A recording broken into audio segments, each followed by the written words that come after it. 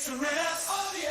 Sports, pop culture, wrestling too. We got it all with the very best. Tune into the filter-free podcast for the latest in entertainment news. TNA Top 10 will make you laugh with their hilarious views.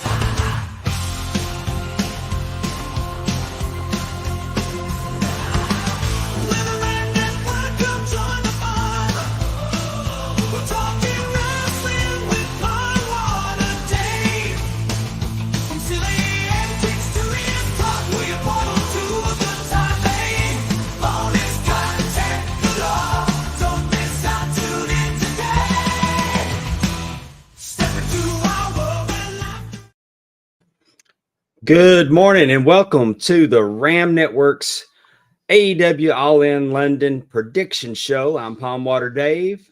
Joined with me is the Ram Network Fund Director, Justin Yent. Good morning, Justin. Good morning, Dave. And the A in the TNA Top 10, Mr. Andrew Hermes. How are you this morning, Andrew? I'm good, buddy. How are you? I'm doing great. I'm super excited to be here with y'all to talk about trying to predict some craptastic wrestling today. We're setting the bar low for our fans.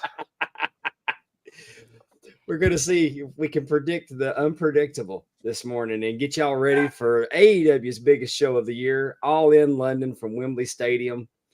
The haters are saying they didn't sell out this year, but my God, 50,000 people is impressive. Yeah, especially going back to the same venue. Yes. And not being the machine that is the WWE. Right. And I even heard that WWE attendance for an event year over year went from like 50,000 to 11,000. And I didn't get a chance to fact check that. But for the same venue 2 years in a row.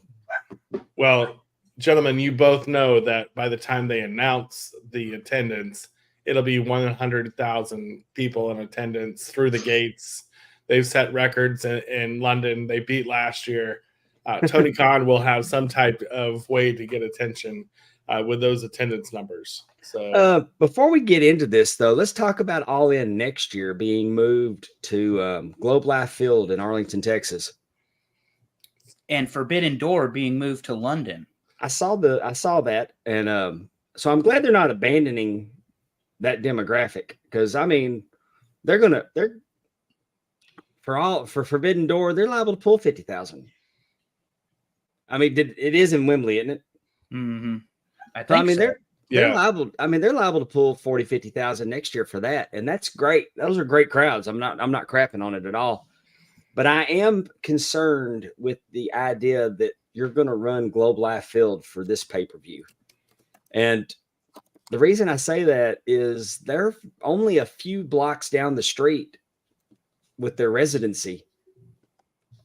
I don't know that they'll sell 30,000 tickets for a stadium show in the United States. They haven't.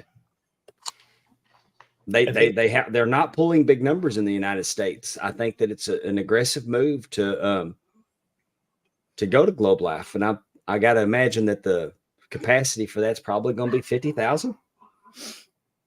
Yeah, I mean, and they've got to sell it to the people to go buy those tickets. They're not selling their product right now to anybody. I mean, it's going to be a destination. I think people will come in for it. I don't think you're going to look up and have, 5,000 people in the stadium. I don't think it's going to be a crash and burn scenario like that. But I think if they could get 30,000 people, that'd be a success. Yeah, I think if you think about it, like even the PLEs that are overseas right now for WWE, they're doing about 30 or 40 right now too. So That's a successful event. So I think they have between this year and next year's All In to make sure that they're making an impact.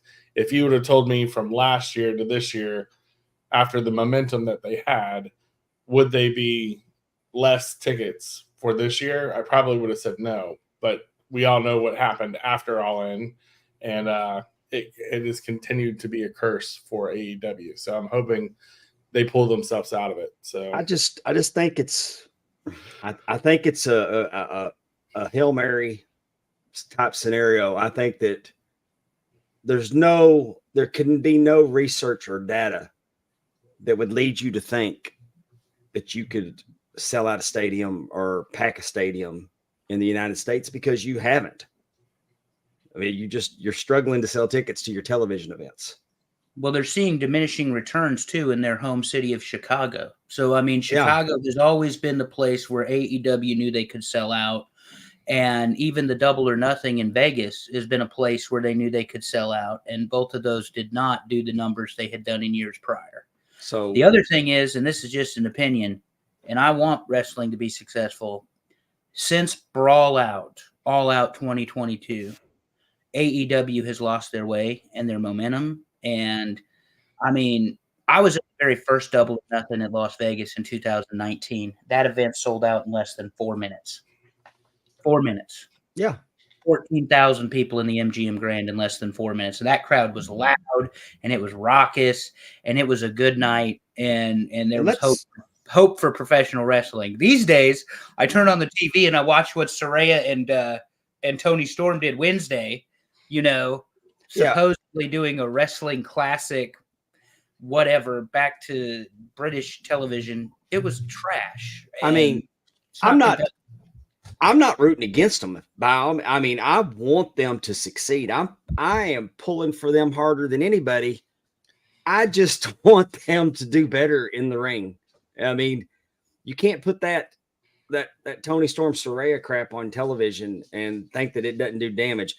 That finish with Swerve and Yuta a couple weeks ago, where the referee pulls Swerve off of Yuta and stops the match because Yuta cannot defend himself. Instead of counting that he's hitting him with closed fists, you should have counted to 5. Yuta should have won by disqualification. It would have made the same statement.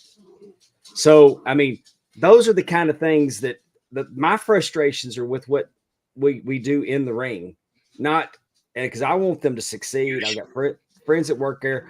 And when you see people in the crowd, they're not sitting on their hands. Everybody that attends an AEW show is enthusiastic. They're not chanting boring. Speaking of chanting, let's talk about Jeff Jarrett. This week we saw the crowd singing to Jeff Jarrett. Yeah. And da double J. I mean, I loved it. And I mean, he's apparently very over in England, but not on this show against Hangman Adam Page, which makes no sense to me. Well, yeah, like not announced for the show. Again, he may do the gauntlet. Fingers crossed he's in the gauntlet, and him and Hangman touching the gauntlet, and Okada touching the gauntlet. I got my fingers crossed. I'm hoping. I'm watching this pay-per-view. I bought this pay-per-view solely on Jeff Jarrett and Hangman, and it didn't get announced. And I'm like, what in the actual is that? So, but we'll put Hook and Jericho on the pay-per-view. Yeah. But we got I hope I'm saying this right. Takara World's commenting in our chat, and this caught my attention as soon as he did it. My prediction tonight is Ricochet turning heel on Will Ospreay, hitting the recoil after he loses against MJF, and join Don Callis' family. Last month he told Ospreay, maybe one, I need a favor from you. I'm for that if that happens. I think that's a great prediction. That's I don't know if it's so much as a prediction as a wish. I'm here for Ricochet and Will Ospreay. I am too. I think Ricochet needs a mouthpiece, so Don Callis is the perfect one to put. Yes. So I'm for it, and that would be. There's going to be surprises today. There's going to be a surprise today, and that would be a great surprise. I hope that you're right there, sir. Jason Young's here, also from Nova Scotia. Thanks for joining us this morning, Jason. Y'all want to kick this thing off and get on into it? We better, otherwise we won't get through the matches before they start at 1:00 there, Dave. Yeah. All right. I'm hoping when I see Okada right front and center in this All In poster that was done that he'll actually be on the show. Fingers crossed that he's in the gauntlet match.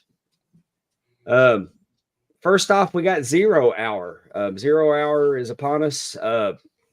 They have a 10-man tag with the Ring of Honor 6-man tag team champions, Dustin Rhodes and the Von Erichs, Marshall and Ross, Sammy Guevara, and Katsuyori Shibata. I should have just said Shibata. I butchered that man's name. Yeah. Got the Gates of against the Cage of Agony and the Undisputed Kingdom. I think this is going to be, this got 10 guys on the show. I'm for it.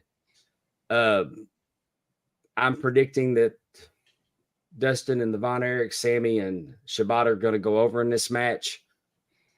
I would rather see Matt Taven get the pin on any of them, because I for as much, I know that shocks you, Andrew, that I would not be pulling for the Von Erichs on this one, but I am such a huge fan of Matt Taven, the human being, that I would love to see him go over in this match. But I know it's not going to happen. That's 3 very highly paid jobbers in the Cage of Agony. And unfortunately, your boy is a very good professional wrestler, as is his tag team partner, and they once again are not being used correctly in AEW. Shocker. Yeah. I think this conglomeration of Ring of Honor talent with the championships wins this one. Start the night. And I would say that Sammy Guevara, who is also the Ring of Honor tag team champion with Dustin Rhodes, I would say that Sammy Guevara is going to pin Brian Cage, because Brian Cage normally gets pinned by people that are much smaller than him.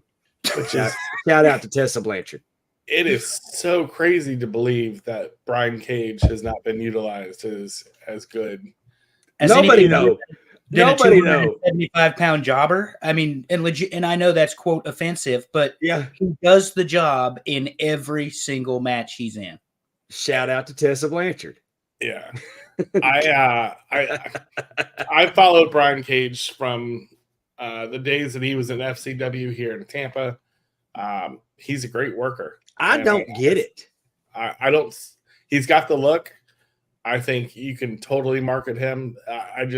It boggled me why he stayed in AEW and did not make the jump back to the WWE. A lot more than one comma in his check, I would imagine. I would imagine.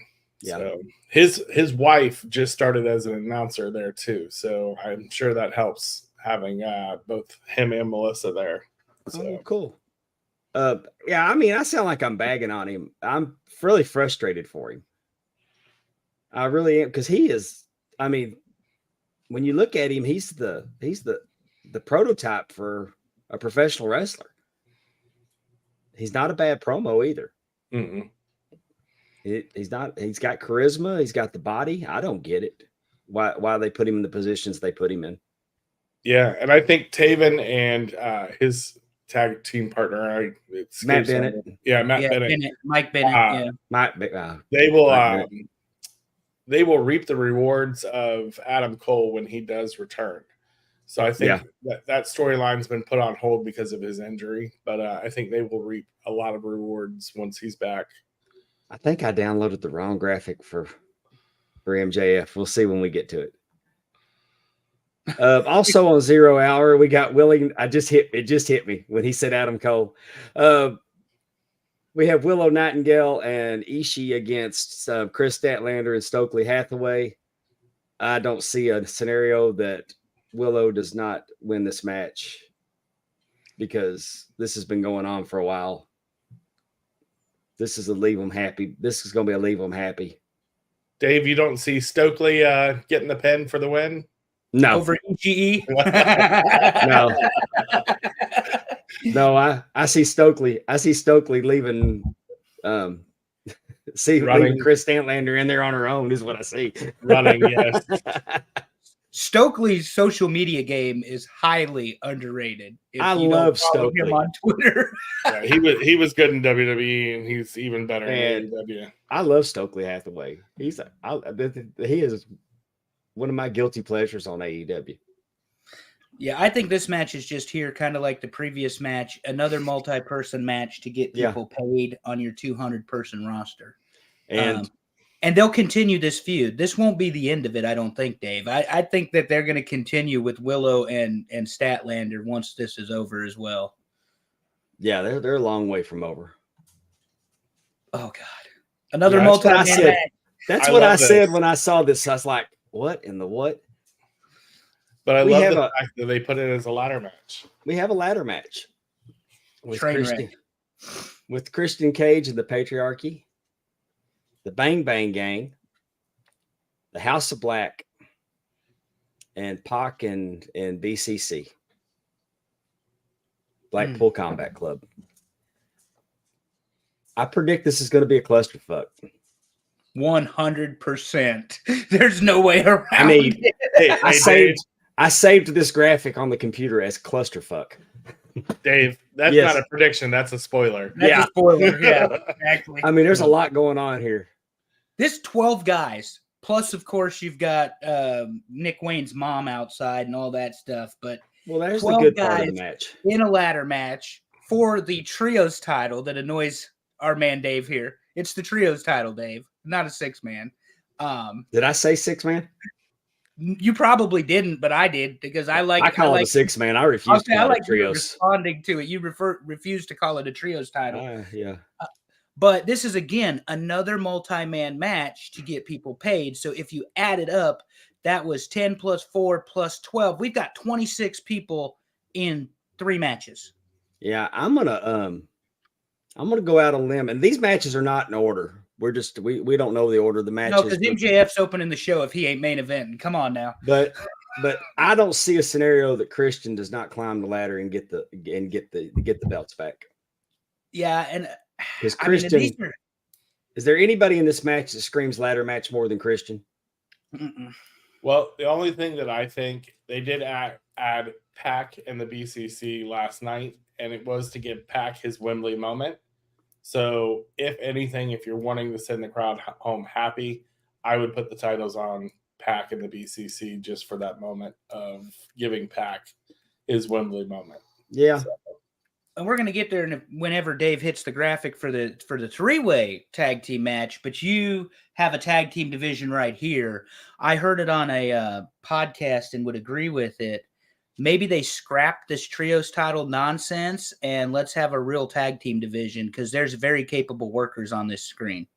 There are, but I believe with all the factions in AEW that 6-man championships are necessary, and I think that they actually do a good job with their 6-man championships. yeah.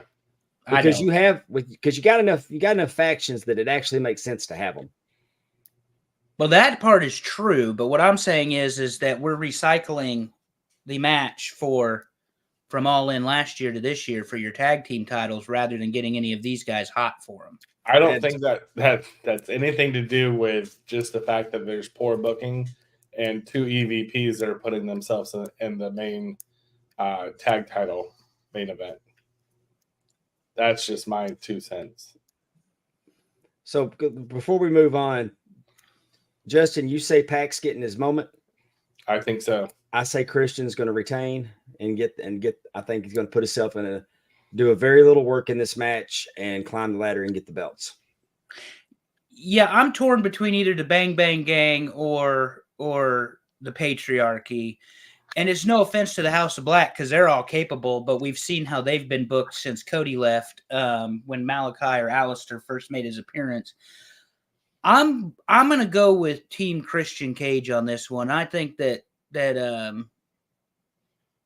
Dave called it right. We see the chicken shit heel routine and he steals it, in some way, shape, or form. And they're also using those 6-man belts and getting heat like crazy. I mean, even Shivani is offended that Mama Wayne carries a belt. Yeah. I mean, it's just heat because poor Luchasaurus, whatever they're calling him now, Kill Switch. Because I mean, when he wins a belt, Christian takes it from him and holds it, and then they get the 6-man belts, and he doesn't ever get to hold it. So Right. it's just it's a rib at this point to me, and I love it.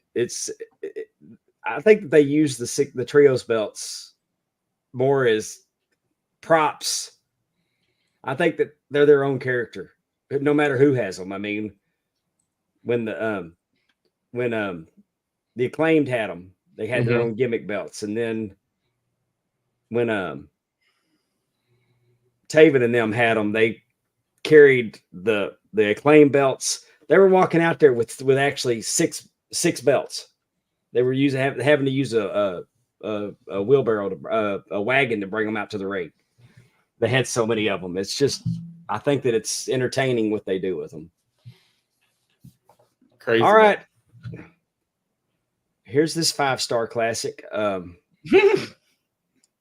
They got the graphic wrong. Hook's got an eye patch. What's wrong with everybody? He's Captain Hook now. He's Captain. That is fantastic. I think Hook's going to win this one. What do y'all think? Yeah. And I like the suggestion that I saw about this one. Have Hook squash Jericho, 10, 15 suplexes, drop him on his head, put him in the red room, and let's call it a day. You know, this does not need to go longer than a few minutes, you know. Yeah. Because, you know, their entrances between both of them are going to be 7 or 8 minutes right there. Because Jericho's got Fozzy going to be playing him out. So what? I think Jericho puts Hook over today. I think Hook will do it convincingly. This has been going on a long time, and Hook's capable. Hook's very capable. I mean, he's come a long way since his debut. So, Andrew, what you're suggesting is that Hook puts him underneath the learning tree, puts him down underneath. Oh yeah, the learning tree thing needs to go away. This has got to be one of the most obnoxious, and I get that that's the point, but this is honestly fast forward for me because I don't care about Brian Keith. Big Bill is a stupid name for somebody that's that large, and I mean it's absolutely just. You're playing to the smart marks or people like us that watch wrestling in great detail. And I get that. I understand that. Kind of like his segment's called TV time because he's sucking up all the TV time from all the younger talent. But it's run its course. Move it along, you know? Yep. Well, Hook is my pick as well. I think. But I think they go 15 or 20 in this. Yeah, God help us. Dave, don't wish that about us. I'm not wishing it. I'm just telling you. I'd love to see Taz get involved, just to take out Brian Keith and Big Bill. So, even Brian Keith, I can't take Brian Keith seriously, and they ruined Big Bill for me when they named him Big Bill. I mean, that's what did it. Yeah. Oh, here we go. I saved this graphic as ass.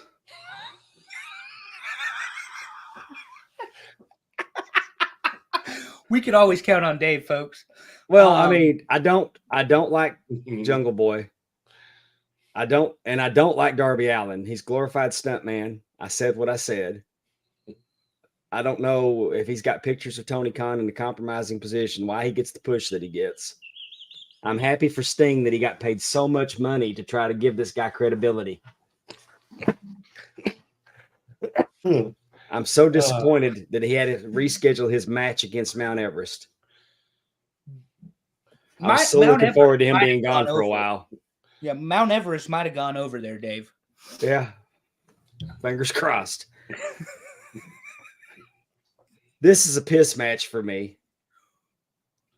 Or a sleep match. You might be taking a power nap later this afternoon on the watch. I mean, I'm good at I'm not out. So y'all go ahead because I'm going to be unapologetic that I could not care less. I would rather give birth to a pine cone, forcing it through my urethra, than witness this match. So I would rather slide down a 50. I would rather slide down a 50-foot razor blade into a bucket of alcohol than watch this match. I have a lot of good comments, so Justin, go ahead, buddy. I think I've always liked casket matches. I am hoping that this lives up to something that isn't a shit show of him putting his body on the line 24/7. But to me, I hope Jack Perry wins and ends this feud, maybe sends him away for a while. So Okay, so we have a similar thought. I think this is dumb because it's a coffin match or whatever. Darby Allin is undefeated in coffin matches. This is a match between two of the four pillars of the company for the TNT title. Darby Allin has already held the TNT title. Wait, 3 what? times. You're calling Jack Perry a pillar of this company? I didn't. Tony Khan did. they've Did he been really? they've been both called pillars. It's I know. MJF. Well, I know, but Perry, we mentioned that Darby Allin. Allin probably has something incriminating. Yeah. And it I definitely mean, is. look It at the pictures pillars. him. Look at the pillars. That one corner's down like 4 Yeah. feet below everybody else's. It's a wonky. The pillar's wonky. Well, and the fourth one was Sammy Guevara, who's opening up the 0 hour. Hmm. But anyway, I like what they've done with Jack Perry's character. He's no longer Jungle Boy or Hollywood Jack. I like that he's the de facto leader of the Elite because I can't stand the Young Bucks and Okada can't speak English well enough. But I would say this, they need to – because here's the problem. Not only is Darby Allin the number one contender for the TNT title, he actually has a shot at Arthur Ashe Stadium for the World Championship as well. Yeah, go fucking figure. And I don't know if you knew that or not, Dave, but he's actually in line for the Arthur Ashe match in September, I think it is, before the pay-per-view in Tacoma. Oh, I or saw whatever. the match where he won it, and I'm like, you got Yeah, it. because that's the match Jeff Jarrett got eliminated by Hangman Adam Page in the Battle Yeah, Royal. I know. Yeah. So anyway, I think that Darby Allin gets lit on fire in this match and loses, and Jack Perry retains the TNT title. That's how far my prediction's going. The flamethrower's getting reversed tonight, and Jack Perry's going to light the casket on fire. Mm. Oh, and at some point, they will throw each other through real glass. just to say real glass. Correct. Yeah. I think Darby wins the title. I think Darby wins the title to give him some momentum to go into Arthur Ashe. I also think that he will after he puts Jungle Boy in the casket, he'll do a backdrop on top of the casket for no apparent reason because he likes to do that. I would like to see Jack Perry retain. I agree that he's more interesting now than he was. I don't know what he did to the melting down the TNA title, the TNT title, and all that. I saw the video of it, and it didn't make a whole lot of sense to me. But we'll see. We'll see when he comes out with it today. I think that Darby wins this match, and it's not what I want to see, but I think he will for the momentum going into Arthur Ashe. But I am 100% certain that he will do a backdrop on top of the casket. Yeah, coffin drop. Drop. Yeah. Because why not? And make no mistake about it, I'm not a Darby Allin fan either because I don't want to see someone die in the wrestling ring. And he seems committed to that venture. Yes. And that's my problem with him. I mean, when he does Tope Suicida, he goes heavy on the Suicida. It's like, let me see if I can run into this and hit this rail at 150 miles an hour. I'm gonna. He's got the only believable one in the wrestling business. But it doesn't mean you need to do it. He don't protect it. He does not protect himself. No. I don't want to see, and that's my issue with Darby Allin. That's why I'm so hard on Darby Allin. Is that I don't watch wrestling to watch somebody kill themselves, and I didn't like it with Mick Foley either. Yeah. I didn't like watching Mick Foley do what Mick Foley did excessively. I don't want to see people injured for real. And he's not careful. He's wild assed and thinks he's bulletproof, and it's just I don't want to see that. And it's like I said, he'll do the backdrop on top of the casket. It doesn't do anything to the opponent that you've already beat, but he did it. He did it last time. Just hey, look at me. I can hurt myself, and maybe that's the appeal. It's not to me though. Yeah. Yeah, I'm not a fan of it. I mean, they got to do something with this match, but I mean, I didn't like the booking in the War Games where he's going to light Jack Perry on fire if all of a sudden he doesn't get a title match for Wembley. There was never even a stipulation for that, you know? And if they knew anything about continuity and storytelling, they would have had the flamethrower under the ring instead of using the lighter that I used to light my grill with before we put the steaks on. It's just an opinion. But this one, it's going to be a spectacle because it has to be a spectacle because of who's in it. Because we shit on Darby Allin. Make no mistake about it. Jack Perry's not afraid to do some stupid shit in the ring either. Hence the real glass comment. Agreed. And that's why this match should be brought to you by Planners Nuts, because it's going to be nuts and stupid.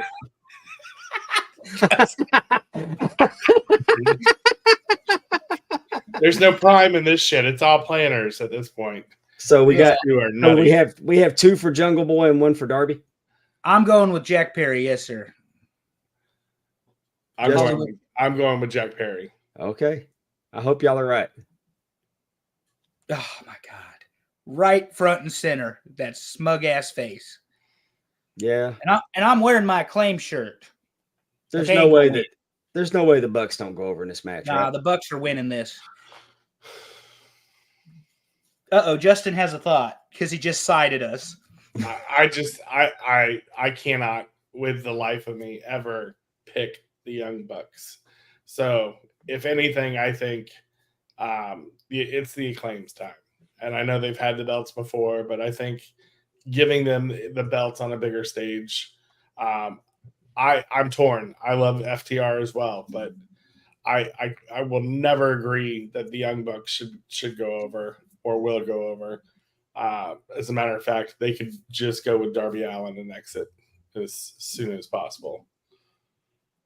Yeah, I'm not a fan of the Young Bucks work. That Meltzer driver they do, where they do the flip in the tombstone, they haven't hit it one time since they've been in AEW, and they've wrestled a lot smaller wrestlers than these 2 guys. There's no way to me, though, the Bucks don't win this. The Acclaimed aren't hot like they were at All Out in 2022 when Chicago basically rioted because they didn't win the tag team titles. I think the Acclaimed are in this match as much as anything to not just repeat what we did last year with the Bucks and FTR. FTR's not hot either. Like, none of these teams are just must-see television right now. There was a run where FTR was clearly the best wrestling, tag team in the world. And I think they've rested on that laurel long enough, and that they've just, it's just another match. Well, they sat on their contract renewal too long, and they started taking everything off of them, thinking they were leaving, and then they didn't leave. Yeah. Well, that too. The But fan in me thought wants FTR to win, but you're going to be shocked that I'm going to say this. It's the Young Bucks going over in a match that won't be bad because triple threat matches are no DQ. Yeah. So there's no rules for the Young Bucks to ignore. Well, so the match will make sense. So the match makes sense. Voice, they're not a good tag team. They've never been a great tag team. They're old now and can't do what they used to do. But the one thing professional wrestling will always owe the Young Bucks is the BTE YouTube show that got AEW rolling. They're creative. They're super creative. They're super creative, and they've made a great living. They've made a great living being mediocre in the ring. Yeah. They can't be bothered to frame a match within. They can't put a match together within the framework of the rules. And they can't put a match together even having 2 weeks to do it prior and get it right, and they have to be car crash wrestlers. The Young Bucks have to be car crash wrestlers. They want to get their shit in, and they put themselves in a position where they can bury referees and get their shit in, and people like it. Enough people. Well, the guy in charge likes it, and that's all that matters. Is anybody doubting that Rick Knox is going to be the referee for this match? I would be willing to shave my head on camera if Rick Knox is not the referee for this. So let me ask a question, and this is just posing a question to both of you.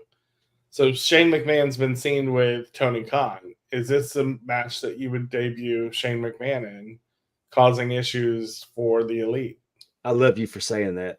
That is such a great idea. Yeah, but I don't want to see Shane McMahon in professional wrestling. Why Look, not? I'm not a fan, but controversy creates cash, I think someone says. So at the end of the day, you have a McMahon in AEW. Is this the match that you debut? The only decent McMahon in AEW. Right. I mean, Shane, what's the heat with Shane? I mean, he goes out and when he performs his ass off. He's not the monster that his dad is. As long as he's The only not thing looking. Stephanie's got on him is that she's great. She's better to look at. Well, I don't know. I think Stephanie cuts a Stephanie better is- promo. Yeah, Stephanie is far better character, far Oh, better in promo, ring, Yeah. far definitely. more intelligent to the wrestling business than Shane McMahon. But I the think- thing is, it's as long as Shane doesn't have booking power to book himself, Yeah, I think we're good. Because that's where he ran into problems at WWE, was trying to make himself look stronger than some of the wrestlers that they were trying to put over. I think that, and I don't know. I'm just saying that I think Shane McMahon in AEW behind the scenes, advising Tony Khan, helping Tony Khan along to compete against his sister and brother-in-law, and That's- kind of an FU to the dad Right. that he's. I think that if Tony Khan with open ears would welcome Shane McMahon in, he could do things to better his product But think about it. behind the He- scenes. Shane McMahon was everyone's pick for taking over WWE, right? And then all of a sudden it swerved to Stephanie. He was never He's- mine. Well, I'm saying back in the day, you're much younger than us, right? But originally, when Steph and Shane McMahon debuted, it was very clear that he was being groomed for that role. And then he split. Yeah, I think he's the one person in the family couldn't stomach his dad. Yeah. Well, and the wedding took place in October of 2003 that all but guaranteed he wouldn't take over the company. Right. So there's a lot that you can run with Shane McMahon, but does he interfere in this match for FTR as former WWE guys and kind of builds something I don't against? think he interferes, but standing at the top of the ramp with his arms crossed, looking. Yeah. This is But the I match think I would Tony- do it. I think Tony would book Shane McMahon to be part of the Elite. No, Mm-mm. he's He's anti. counter. He's Yeah. he's counter EVP if he's in. I'm just saying, I think Tony Khan would book would book You got a good point there. McMahon to be in Well- the Elite. Hold on, Andrew. Is that after the first or second line of Coke? It's Adderall. Oh, Adderall. Adderall. allegedly, Sorry, allegedly. Allegedly. So, all right. But anyway, guys, I think that's. Have y'all noticed that all of a sudden we immediately shit on the Young Bucks immediately, but we fantasy booked this match better than any of them that we've seen so far Yeah. Well, because that's because we know because the this is gonna EVP be- storyline is working. I mean, them being the evil. I mean, it's an overdone gimmick having evil authority figures, but it's actually working. It's the most interesting the Young Bucks have been to me ever. Okada popping in and saying "bitch." Now that is funny. That's good. I love it. I love it. I'm ready. I'm ready. I mean, I got to think that you've got a plan for Okada. I would like to think that there's a plan that he's going to emerge from all this and be what he needs to be. And maybe you just didn't right out of the gate make him what he needed to be to not be kind of like what they're doing with MJF. I thought MJF would be back and immediately in the world title picture. And that's the predictable booking. And maybe they're staying away from the predictable booking that way. I mean, you would think that MJF would have been right back in the mix. You would have thought that Okada would have been right in the mix. You'd have thought Will Ospreay. I mean, we all thought Will Ospreay was going to be going for the championship at Wembley. Yeah. He's not only not going for the championship, the main championship at Wembley, he's already put Swerve over to solidify Swerve as being a very legitimate champion. So $4.5 million tells me you better do something with Okada, and you better do it soon. Yeah, but maybe it's a lot of money to not. It's a lot of money to bench somebody. Is all. But Okada's got a belt. Andrew, you could bench me for $4.5 million. Dude, I would never complain. What I'm saying is they paid $4.5 million for this guy to basically put him on ice or to keep him from WWE, whatever you want to look at it. But he looks like he's having a great time. He is a champion. He's wearing one of their many championships, but popping in and just saying bitch. Oh, it's hilarious. Yeah. And when it gets to the point where he's Ron Simmons saying damn, they can move and they can make it, they can pivot. And they can market the shit out of that too. But it's still great right now. Yeah. Well, and I criticize his in-ring work, but he's a little bit rusty. And I think part of it is the schedule in AEW is not nearly what he's used to. I'm not going to name names because what I'm fixing to say is pretty insulting.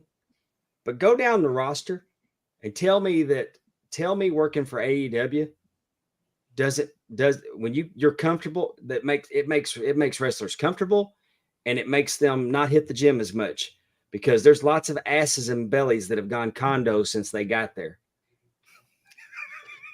Well, and I think it goes back to the quality that you were talking about earlier, right? What you're looking for from AEW is quality. 100% around. And I think that's the difference between the two federations right now, or the two companies, right? Yeah. Is you have quality in one, and one that is grasping for that quality. And I think that's what's going to get them to the next level and put butts in seats for Texas in 2025. No. Yeah, they got to do something. All right, let's keep it moving. This is the match. This is the match I'm looking most forward to. This is the match. This is the match of the night for me. Yeah. Toni Storm, my God, what she's done since she's got there, reinvented herself with this timeless Toni Storm. I think it's probably the best gimmick that's been done in AEW since inception. Mariah May, Jesus Christ. Oh my God. It is Sunday. It is the Lord's Day there, Dave. Oh. Let's give a moment of silence for Dave. Not only is she beautiful, she's talented. I love Mariah May as a wrestler. Man, I'm just telling you, I'm a huge fan of both of these women. And I think today is Mariah May's day. I think that Toni Storm, I think the story with Toni Storm going forward is climbing back. Is getting knocked down and having to climb back up. I absolutely love Toni Storm. I love what she's been able to do. I got to see her live in the Mae Young Classic. She's talented. Just being able to pivot into the character that she has shows the reach that she has as well. So total fan. I do think Mariah has her moment though. But either way, I think the crowd is winners tonight for this match. Yeah. I mean, it wouldn't shock me if she retained, but I think for the way that they've done it, this has been brilliant storytelling. I knew eventually Mariah May was going to go after her, but I didn't see it at the Owen. So when she hit her, I was totally, when she grabbed that belt and turned around and busted her open, like I was like, oh crap. I knew it would eventually happen, but I didn't see it coming at the Owen. And you got me. And I thought it was brilliant. And but Toni Storm, I've said it time and time again, she's doing Carol Burnett. Mm-hmm. It's the Carol Burnett show. Even down to Luther being Max, the Harvey Korman character. But no. AEW is not for old farts like me. It's just not.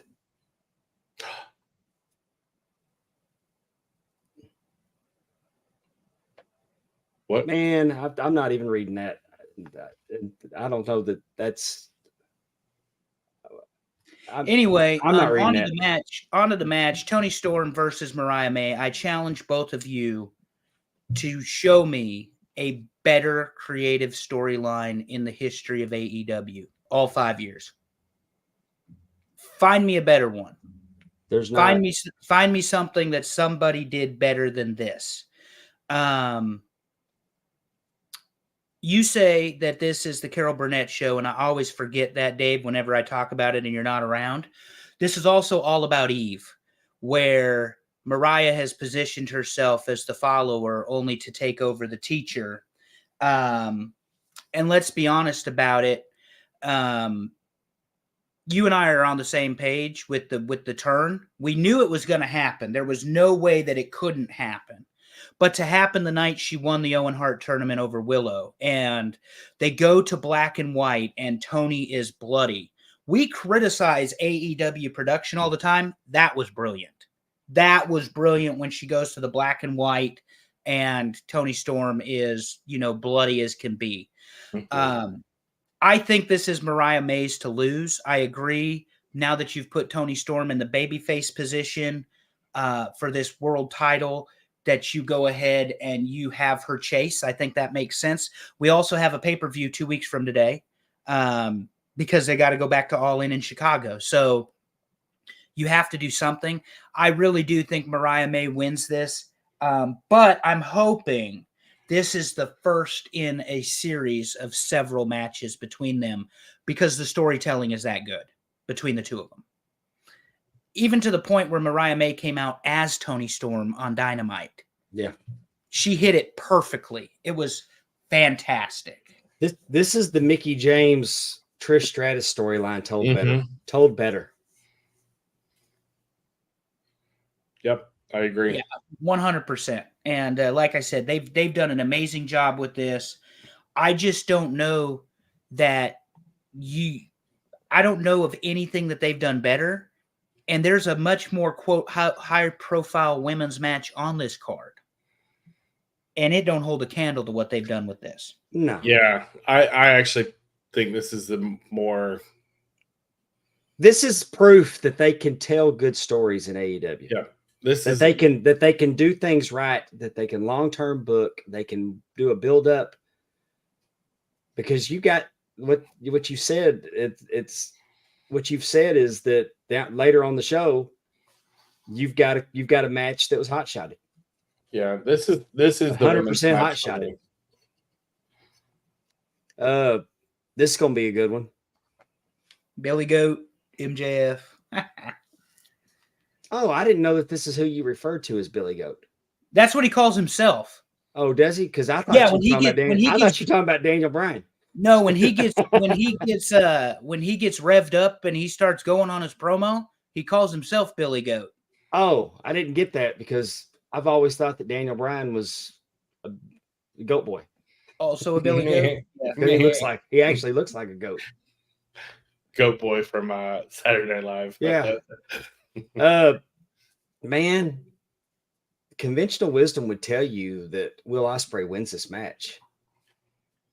But what MJF is doing with the United States Championship, the heat he's getting with it. Yes. I don't know, man. I can't see him taking it off MJF yet, but maybe. Well, I think that Will Ospreay should win today. So is this where you have a disqualification with Ricochet coming in and causing the match?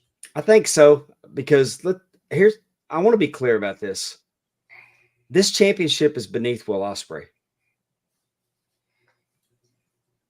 Will Ospreay should be the world champion. That's where Will Ospreay should be going. He needs to be mentioned in the world. I mean, he should be 100% in the mix for the world championship. That's because I want to say he's the best wrestler in the world, but Okada's still there. Yeah. There's a lot of things that Adam Hunter, Ref Adam has a good point here.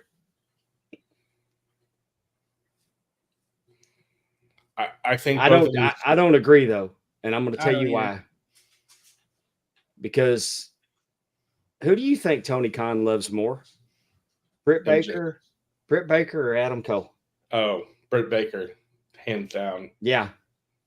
And Adam Cole recently moved back to Pennsylvania by himself. Solo. Put that out on Twitch, yeah. And he was kind of unceremoniously dismissed by MJF. Now, wrestling storyline wise, Adam Cole showing back up to cost MJF makes sense. I don't think it's happening. The other thing is Adam Cole, and make no mistake about it, he's been hurt multiple times. First, you had the concussion when he first came in. Now you've got this ankle injury that is not going away. Doesn't seem to be. But he's also a Shawn Michaels and Triple H guy. And to the point where Shawn Michaels still has the Undisputed Era picture on his desk. Yeah. So, there's always going to be a place in Florida for Adam Cole, even if it's in politics. I think politics has moved Adam Cole way down. Well, Medusa and I've talked about this on her show, Trash Talk, Dave, is like, because we were talking about, and we tied it together, but when Candido and Sonny were together and Shawn and Sonny are having the affair back in the 90s, who the hell is Vince McMahon going to pick? Sonny or Candido? This is same with Sable and Mark Marrow. He wanted Mark Marrow because of Sable. He didn't really have any interest in Mark Marrow, a professional wrestler. Speaking specifically of Vince McMahon, Tony Khan, if he's looking at a packaged item that's no longer a packaged item, and he's forced to pick which one am I investing in, even I will say Britt Baker makes the most sense, and everybody knows I'm not a Britt Baker person, not a Britt Baker fan at all. Well, I mean, Tony Khan's all about good matches, dude. Good matches. And Adam Cole has good matches. So, but what I'm also thinking, and I'm not making fun of Adam Cole and Britt Baker's personal life. I mean, they broke up. Adam Cole recently had a meltdown on Twitch playing a video game. I mean, he's taking the breakup hard. So I think that because of what's going on with real life, I don't think that we're going to see Adam Cole for a while. Yeah.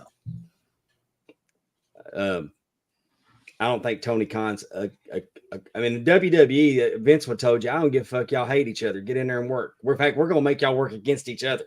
And make money off of it. Yeah, we're going to make. But I think that Tony Khan's not equipped for real life drama. He doesn't have that leadership skill. I don't think he's going to put real life drama in it. I think he's going to respect their real life drama and not put them together. I think, that's what I'm saying. I think he's going to look out for Britt Baker first and foremost. But two, I think that he's a decent human being that has real emotional and feels bad for them. That feels real bad for their breakup and probably going to respect them to let I don't know what the circumstances were. I know Adam Cole is taking it hard because he has taken it hard publicly. So what I'm saying is that out of respect, we're not going to see Adam Cole anywhere near this card. Yeah. Well, and I don't, in terms of this match, we didn't talk about the gauntlet. Is that where they debut Ricochet? I mean, obviously SRS leaked it and all that, because there's no surprises in professional wrestling any longer with the advent of the internet and all that. But I think Ospreay goes over in this match. I think we're going to see 82 finishers, including the Heat Seeker and the Tiger Driver 91 and the Hidden Blade and the Stormbreaker. But I think Ospreay goes over in this one. But I will say to Dave's point, with Ricochet. To Dave's point, this title is beneath both of them. It isn't just beneath Will Ospreay. This championship is beneath MJF as well. That's what I said about when they brought him in and he wrestled Roosh in his first match back or whatever. No offense to Roosh, who was a AAA world champion. And a Ring of Honor world champion. A Ring of Honor world champion. World. But he was beneath MJF, particularly in the way he's been presented on AEW television. And it didn't elevate Roosh either. You can't make that argument that wrestling MJF elevated Roosh. The other thing is do we see Daniel Garcia tonight? because this whole thing has started over Daniel Garcia. And maybe it's that Daniel Garcia cost Will Ospreay this match. But if it's me, it's 50,000 people. He's a top 5 or 6 wrestler in the world, and that's not arguable. I put the title on Will Ospreay in front of everybody in Wembley. Is it a vehicle to feud with Ricochet? It could be, but that's just fantasy booking. Right. That everybody wants to see that rematch from, what was it, DDT or not, Pro Wrestling Guerrilla, whatever it was. Yeah. And to speak to your saying that this title is below MJF, wouldn't you say this is on the level of John Cena being the U.S. champion in the summer of Cena? Elevating the title. Big time. The only thing he did, though, successfully was get Kevin Owens over with the pop-up powerbomb that ended the reign the first night in on the main roster. Right, but I'm saying that he came back, and with the U.S. Open Challenge, he made the U.S. title mean something, and it was entertaining. Yeah. But clearly the U.S. championship was below Cena. Yeah. I don't think that. But in that instance, it wasn't. I don't think the title makes the man. I think the man makes the title. I think that MJF in this scenario is making this title and being obnoxious, and he's an obnoxious prick. So I really like it a lot with what they're doing with him. I think he rips off Rocky IV for the entrance. You're going to see him come out like Apollo, where he's got. Would Tony Licensed living in America? Oh God, I would hope. Oh God. He's going to license the Final Countdown for Daniel Bryan or Bryan Danielson later in the evening. So let's move on to this shit. Oh God. I cannot. Go ahead, Justin. You're up. Do it, Justin. Y'all wanted to skip Darby Allin and Jack Perry. This is my pisser break. I cannot stand Monet since she has come back. I think she's lost every skill and promo ability that she's had, and ring work just looks sloppy. So there's if she was 3 letters. If she's good as she thinks she is, she'd still only to be the 3rd best in the horsewomen. Yeah. I've taken a lot of heat from people recently about criticizing these 2 women. And partly that's because of who my co-host on my other show is, Medusa. But I have been very vocal that I think this is going to be the worst match on the card. And the reason for it is ring rust is real. And Britt Baker got herself suspended 2 weeks after she comes back and hasn't wrestled but 1 match against Shida, who we know is a very capable performer. And Monet got her ass eaten up by Stephanie Valcaire so bad that WWE called Stephanie and gave her a job.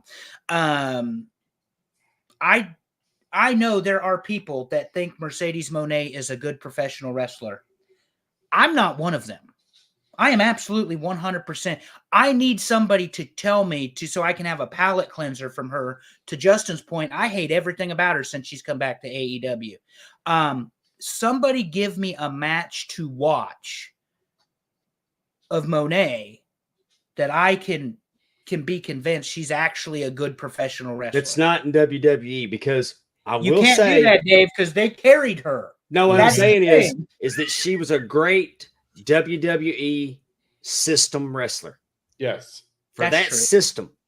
But she proved when she went to Japan that she wasn't built for it because she got hurt twice. Yeah.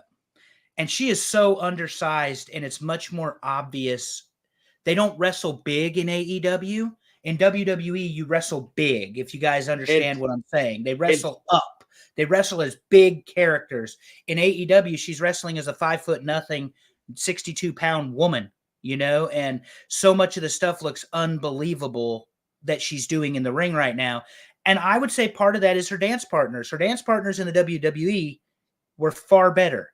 But there is also, like you just said, Dave, there is a way that you wrestle in World Wrestling Entertainment that you don't wrestle in All Elite Wrestling.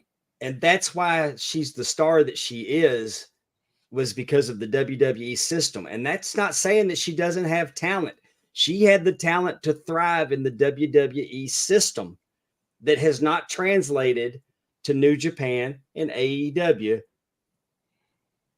That independent style. She didn't go from the indies to WWE. She's a product of WWE, and that's not a bad thing because that makes people millionaires. Mhm. Yeah. That makes people superstars. That's not a bad thing. If she learns this style and gets better at it, good on her. But I'll make the argument, and I'll probably take some heat for this, that Cody Rhodes is better in the WWE system than he was on the independent circuit. Yeah. Well, he was never not a WWE wrestler, though. The way he works the camera, works the crowd, knows the audience, that's all stuff you learn in WWE. What they allowed him to be outside the independents when he went to Ring of Honor, when he went to New Japan, was to find himself and to be comfortable with himself, not being in the shadow of Dusty Rhodes.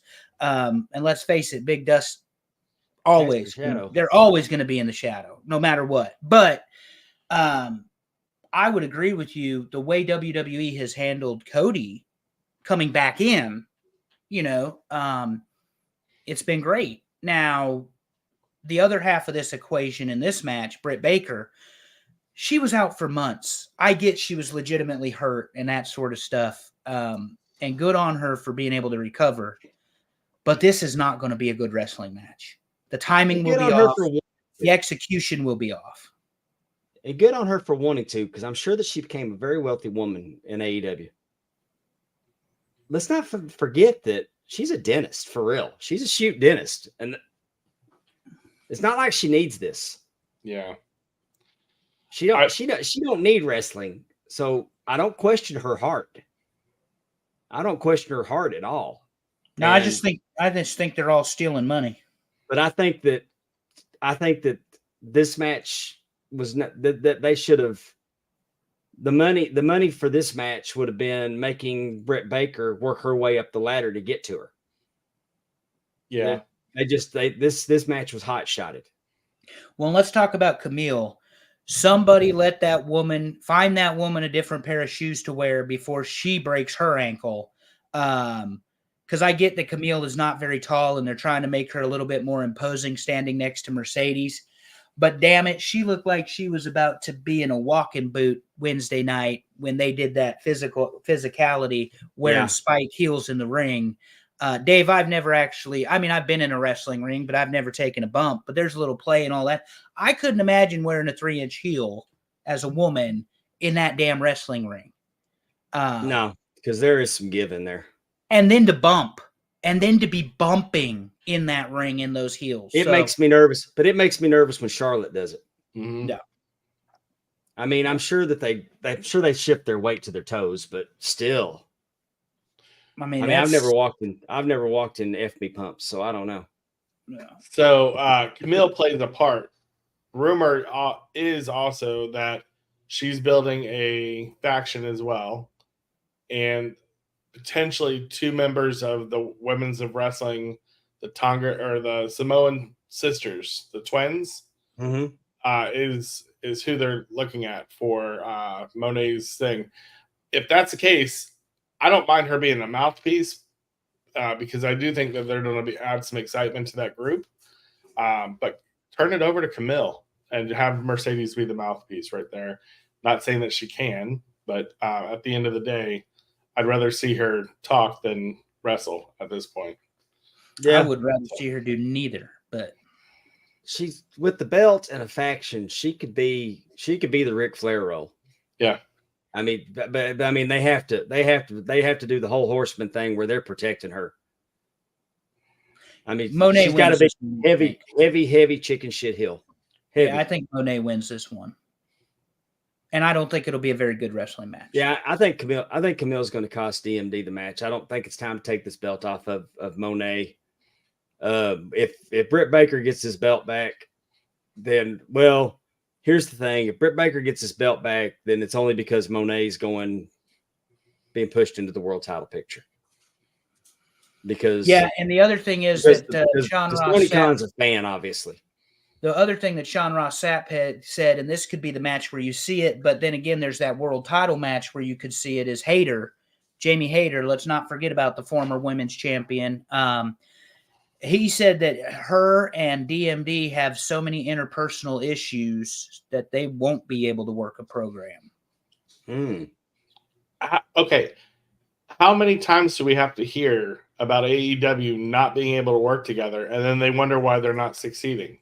Yeah. That came out of Sean Ross Sapp. I'm not saying it's accurate or whatever, but this is London. This would be the time if Hayter's going to return that you return her, one way or the other. Yeah. And against Mariah May or against Tony or against this is a run-in promotion. I mean, yep. Normally they have a match and somebody Mm-hmm. appears. They have a match and somebody appears. So there's always they do love their run. I mean, I don't know if I had to put, does Tony Khan love tournaments for vacant titles or run-ins more? I may give the slight edge to run-ins. What about huge announcements? As our good friend Josh Odom used to call him, Yeah. Jacksonville Dixie. Jacksonville Dixie. And now we have the main event. Oh, wait a minute. Hold on. You didn't talk about the gauntlet match. It's coming. Oh, I didn't have a graphic for it. Oh, okay. Never mind. Don't worry about it. Go to the main event. No, go to the main event. We're good. Well, they've got a gauntlet match, and I don't know who all's in it. Well, I think Hangman's in it. Hangman is in it, and then Orange Cassidy is number one. Number one. So the whole idea being he has the advantage. I didn't understand it at first, but then I got it, that he has the advantage. Adam O'Neill says Grand Slam just announced for Australia in February. Did they say the city, Adam? Is it Melbourne or is it Sydney? Do you know? Anyway, I think this is Adam Page's to lose, the gauntlet match. I think they're moving on, one way or the other with Danielson. You're gonna get to Swerve and Page or Swerve and Danielson. And it makes more sense to Swerve and Page in my mind, but Brisbane. Okay, there you go. Brisbane, Australia. So they're not shying away from the international, Dave. Okay. Hey, Adam O'Neill. That's why I say our buddy Adam O'Neill, he'd know these things. Well, buddy. Now here's a way to look at this. Do we think that Bryan Danielson is going to become the world champion? This is not his last match. This is his last year. This is the only one that I'm not really confident on, because it could go either way. They have not done a good job booking Swerve, in my opinion. And now you're trying to turn Swerve back, quote, heel. I mean, Swerve is just Swerve. He's just let him be the tweener. That's fine. Nana's going to dance his ass off on the way out to the ring, and they're going to have a good match. Swerve is an old school champion. He's what they need him to be. I think Tony Khan wants Danielson on his lineage as world champion. I think he wants to say, like he did, you ain't seen Nate since they retired Sting, but Nature Boy Ric Flair works for AEW. Yeah. I think he wants to say Bryan Danielson was one of my world champions. So he's got to win or he retires. That's what the and that's the other thing. is. That stipulation needs to go away in AEW. If I don't win the title, I'll never wrestle for it again, or I'll retire. I'll get the "I'll never do this again" shit out of it. Okay, well, you're Bryan Danielson. Cody. It bit Cody in AEW. Yeah, you're Bryan Danielson. You don't need to justify why you're in the main event of a world title match. Right. You are arguably the best wrestler in the world. So let's say Bryan Danielson wins and Okada wins the gauntlet match. Who doesn't want to see Bryan Danielson and Okada again? For the third time. You got to do it quick. Yeah. Bryan Danielson's neck is not good. Right. So, but what I'm saying is that, I mean, there's no shame in losing the title to Okada. No. And you can have a quick cash in, and what gets people talking, then a cash in now, and in 2 weeks you have All Out. So, well, if you're going to do a cash in, then Hangman Page is probably the man for it. Yeah. Which I don't want to see Hangman Page as champion again. As far as high on Hangman Page as I used to be, I'm not high on him anymore. When they made him champion, it just, He became Ronnie Garvin to me. Well, Oh no. Shots Ronnie fired. Garvin. Ronnie Oh, Garvin was entertaining, and then he was the world champion, and I never looked at him the same again because he was so poorly booked as champion. well, they deliberately held his bookings too until Starrcade. But Right. if you look at the Detroit match when he won that world title in '87, and you look at the Starrcade, It made no sense. those matches were badass though. He should have Badass. burned. He should have burned through the Horsemen, defending titles against Arn, against Tully, Barry. against Barry. I mean, they could have. I mean, the storyline could have been as they were softening him Actually, up. that would have been Flair. Luger. That would have been Luger, but still, the point holds. But I'm Burn saying 'em he all. could have. They should have. The plan should have been they had him in there defending against those guys every night, wearing him down for Flair to pick him off. Yeah. And Flair becomes the 5-time champion at the end of Starrcade 1987, in case nobody's ever seen it. Yeah. Spoiler alert. spoiler alert. Inside the cage. I But, want Swerve to retain. I want Swerve to retain. I agree. But this whole gauntlet thing, now that they're doing the Money in the Bank thing, Mhm. where you can cash it at any time, and knowing that you've got Darby Allin waiting at the New York event. What's it called? Help me out, guys. Arthur I just Ashe meant Stadium. Arthur Ashe Stadium event. Grand Slam. I don't know. Swerve makes more sense, but then you've got they both have the Washington tie too, and that's where Wrestle Dream is in Tacoma. Yeah. See, I'm going with Bryan Danielson on this. I don't see that. Unless they do the cash in a la WrestleMania back in 2015, these two are wrestling, both are down.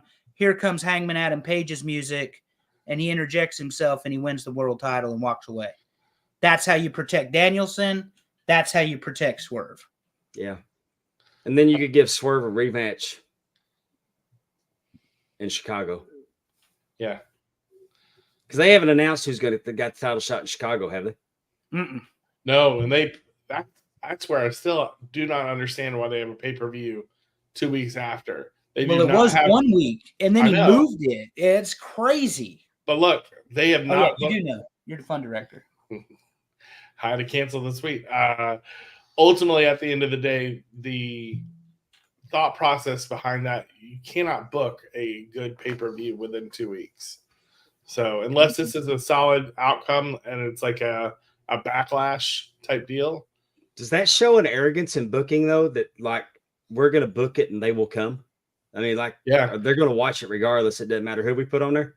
And they're struggling right now to fill in the arena for All Out. And Chicago is their baby. That was Yeah. my point earlier. Chicago, if AEW has a home, it is Chicago, Illinois. Are they in the Sears Center or the United Center? No, the Now Arena, which is like a tuna can. The Now Arena is. I'm asking is that they keep changing the names on these arenas? Is that the same arena that they had the original All In? Yeah, no, it's the one where All Out's been every year. It's Hoffman Estates.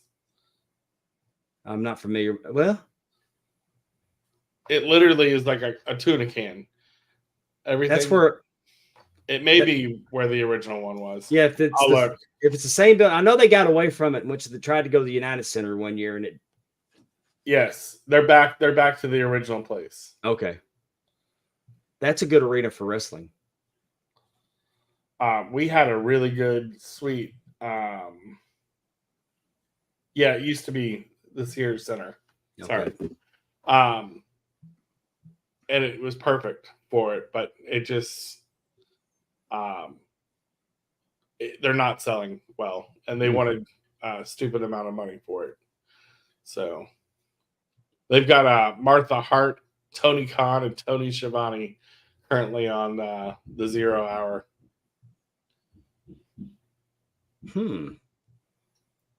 And our first pick was correct. Stokey Hathaway got pinned. Oh, I didn't think he'd be anywhere near the ring. I thought he'd leave Yep, he Statlander on her own. did well. Oh, Ishii. Or did Well- did Willow pin him? I think Willow pinned him. My pick is Brian Danielson to win. I think he's got Brie Bella will be there, and his family will be there watching. So I feel this is his moment tonight. Yeah. My wrestling brain says they need Swerve to continue, but I think emotionally, sentimentally, you give it to the American Dragon. I think so too. Unless you get the fuck finish we talked about, where whoever wins that battle And royal guys- passes in. And guys, I don't have a lot of current stuff in my man cave. Y'all know how I am. Look at all that. But I'm coming around. Right above my monitor, Swerve. I have an autographed picture of Swerve, and he's with the belt, so that's recent. Yeah. And that's how much I think of Swerve Strickland. Because I mean Jeff Jarrett, Lance Archer, Athena, who should be on there. We don't ever see her. She's relegated to ROW. to Ring of Honor. And I'll say this in a loud, clear voice, is better than any woman we talked about on this show today. I would disagree with you, but only over one. Well, are you talking in-ring worker? Or are you talking total professional wrestler? I'm talking complete in-ring worker. Oh, then that's probably fair because Tony's not. She's a far better character than wrestler. And I'm going to go back to Toni Storm for a minute because I get tired of hearing WWE did not know what to do with her. Fuck y'all. She didn't have the She patience. beat Charlotte. She beat Charlotte clean on television and quit. They don't let you beat Charlotte clean on television if they don't have plans for you.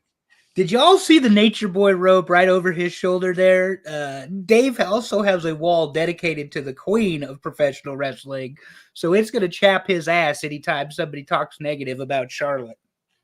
Yeah, but I mean, She didn't have the patience for WWE. right. I'm just saying, though. So all those, I don't know, they call them neckbeards or whatever that want to say the WWE didn't know what to do with her. Yeah, they did. They had a plan for her, and so y'all tell that shit walking. Well, But she's done so much better. I think that she's made it to higher heights at AEW. It was a good move for her because this timeless Toni Storm character would not have seen the light of day in WWE.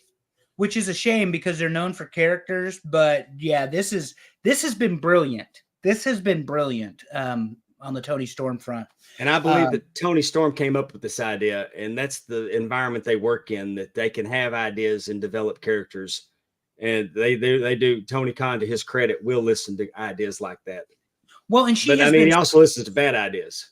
So she's been so over the top though at the press conferences. I mean, the whole tits chin up, tits out. Tits out and watch out for the shoe. Watch out for the shoe. When she told Mariah May, it's 4 tits, 2 women, and 1 dream.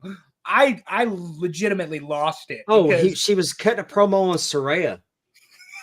Called her the whore with the slut with the, I can't remember, but it was, I kind of I saw it on TikTok. I saw just a clip of it and I was laughing my ass off. The one time she came out and read the statement where she decided she wasn't going to take any questions at the press conference. Yes. Reads that statement. It calls Tony Khan Anthony, and she's so good. She is so good. And that's one of the things that's why I say I want to see that continue. But to your point, Dave, it's the WWE is different than it was when she joined and left. And I'm sure the body of work she's put in AEW is a good selling point if she ever wants to look somewhere else. I would, if I was Tony, not let her go. I wouldn't let her get away from me. No, you know, because I think right now she and Mariah have the best thing going. And I meant it when I said I would challenge anybody to find a better creative storyline where they executed patience and the nuances and the detail that you see with Mariah May and Toni Storm. Yeah. Of the entire time. Because even if you remember that emotional match between Dustin Rhodes and Cody at Double or Nothing, I'm in the audience. The whole crowd is chanting "Dusty, Dusty," and it just gets real eerie, calm. That was hot shotted. That wasn't long term booking. That was hot shotted because they needed something for Cody to do other than break the throne of Triple H. When he came out with Sledgehammer. Adam Hunter's right. The international shows are a better draw for AEW, but they were also that remains to be true. They're a better show. They're a better draw for TNA. TNA traditionally, like to the point where why don't y'all just run overseas? And they did in England. That saved TNA's business for a long time when they ran those London shows. The other thing is, and let's not sleep on it, boys, 7 PLEs this year from WWE are all out of the country. I get that some people don't want to call Toronto or it's the one across us from Washington. Ontario. No. It's where Survivor Series will be. Montreal. No. Vancouver. The other one. Vancouver. Thank you. They want to call that North America. I get that. It's still a foreign country, know? And when you see Backlash do the gate they did in France, and you see the gate that happened in Scotland, and you're going to see the gate that they're going to do in Germany. WWE, again, a global brand owned by a much bigger global company now with global dollars. So I think to stay competitive, to Adam's point, I was getting there, AEW has to go international as well. They cannot sit on their hands. And the international audience is rabid for professional wrestling, largely. As long as it's decent. I mean, you don't think Gunther's going to get cheered in Germany next weekend? Please. Without question. They could put Cody against him, and Gunther's going to be the hometown hero, So, anyway, but I think this one has potential. This event has potential. I just think sometimes, and this is an overall comment for AEW, Tony Khan, and if he's listening or not listening to people or whatever, because to your point, Dave, he's got Jeff Jarrett there. How much does he actually listen to Jeff? I can't tell. I think they try to outsmart themselves too much on some of this booking stuff, which is why we sit here and have a conversation about, well, do you think Shane McMahon's going to come in during the tag team match and be opposed? Yeah. The reason that's even a possibility for the three of us to discuss is because it's a possibility that Tony Khan would do it. Yeah. We shall see. But anyway. So let me ask, guys, we've talked about all these matches. Let's kind of recap. Where do you think is the match of the night, and which is your piss break of the night? Oh, yeah. Snack time is definitely Monet and Baker. All right. Monet so then what's your match of the night, Andrew? My match of the night is MJF versus Will Ospreay. Okay. It followed very closely by this one. Pond Water. My piss break is Jungle Boy and Darby Allin. He refuses to call him Jack Perry, ladies and gentlemen. He'll always be Jungle Boy. I can't remember his name. I heard the Tarzan song the other day and thought of you, Dave. And your match of the night? Match of the night's going to be Tony Storm and Mariah May. Ooh. Good. I agree with you on that one. I think that's going to be a good build-up and storyline. I reserve the right to say I was wrong, and there'll be a match that there's more good matches on this card than there's more good matches than bad matches on this card. I agree. I'm not interested in the ladder match. I'm not interested in the coffin match. I think the ladder match is just going to be a bona fide car crash, though, because it's a ladder match with 12 players. Yeah. And I mean, that's a lot. I don't like ladder matches anyway. Yeah. But I don't think that those two matches, and we kind of shit on Jericho, but Jericho and Hook is going to be a good match. Yeah. It's going to be a good match. So there's more. I shit on Jericho just because I'm tired of Jericho. I mean, and nobody hearing this get me wrong. I think he's one of the greatest professional wrestlers of all time. I just heard an interview on ad-free shows with Conrad, did the Insiders, and I can't recall off the top of my head the guy's name, but he was general manager of New Japan. He's one. Yeah. Mike, I can't remember his name, but he was quick to point out that their greatest growth on New Japan World came with Chris Jericho. Oh yeah, when he came, they did the Pitch Black. He came, he attacks Omega. When he came in, that made their New Japan World go to another level. The growth was tremendous with Chris Jericho. So, I mean, Chris Jericho has definitely earned the right to keep reinventing himself and doing now. Yeah, they don't all hit, and this learning tree stuff is probably the worst incarnation of him. But next week he could be the Rainmaker out there against Okada, and we'd all be coming. Exactly. Painmaker. The Painmaker versus the Rainmaker, and we'd all be like fanboying, and it our sports wieners would be going wild. Well, Dave, take us home. All right, y'all. Enjoyed today's presentation of All In London. There'll be no, unless one of y'all are going to do a post show wrap up. I don't know that we'll be back to wrap this thing up. We're going to discuss it tonight live on TNA Top 10. So, and we may have to start our show before this one ends. and this will be the topic this week on my podcast, Talking Wrestling with Palm Water Dave. We're going to do a complete All-In wrap-up. Hope you'll join us for it. But today I've had a great time talking about this show with you. I hope that this isn't the highlight of my day. I hope that this pay-per-view is going to deliver. And I do think it will. I don't see having buyer's remorse when it's over. Fingers crossed.